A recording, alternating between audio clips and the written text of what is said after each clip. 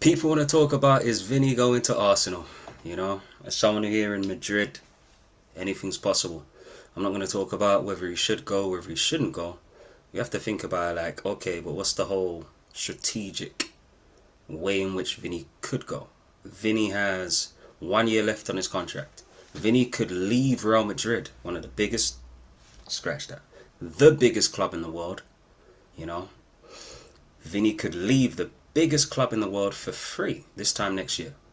Now, it's not in Real Madrid's interest to let him go for free. He's only 26, you know, and at the same time, does Vini want to go for free?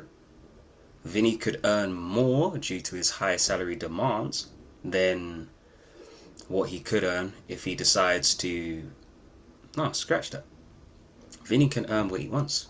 His agent is in a position in which his agent can say, Vini's agent can say, we are not going to sign a new contract. Any club that wants to sign Vini right now has to pay around 100 million. If somebody offered 80 million for Vini right now, I don't think Real Madrid would accept it. I'm not speaking for Real Madrid. I don't speak for anybody but myself. Would Real Madrid accept 80 million for Vinicius Jr.? I think they would rather sign him on a new contract for 3 or 4 years, and if they needed to, try and sell him in a year or two. You with me? Whilst at the same time, Vini is in a position in which he doesn't need to sign a new contract. If he goes for free, he will be able to get the wage demands that he really, really wants. The reality is, not a lot of clubs will pay 500,000 a week for Vini.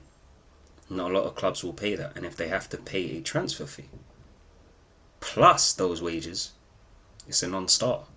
I don't think Arsenal would do it. I don't think Liverpool would ever do it. Man United definitely wouldn't do it.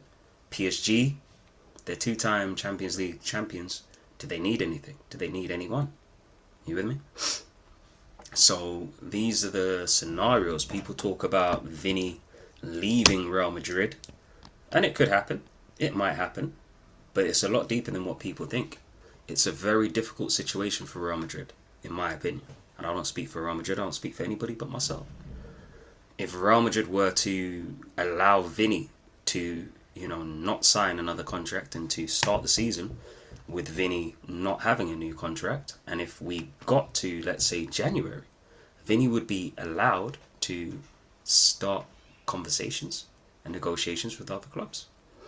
And what that would mean is he would end up leaving potentially for free in June, or being sold in January, in the January transfer window, for, let's say, maybe the 80 million that I'm talking about.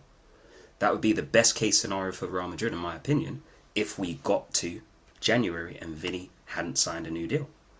At the same time, performances matter. And injuries can happen, and you never know with a football player. If you get injured today, if you get a long-term injury, if you get, you tear your ACL, for example, it's a big problem.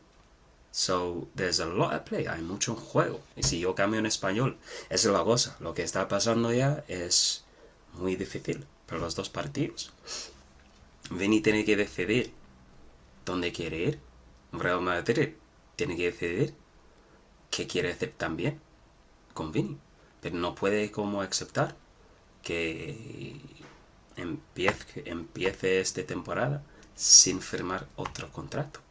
Porque eso es as we say in English, a slippery rope. Eso es peligroso. Pero vamos a ver.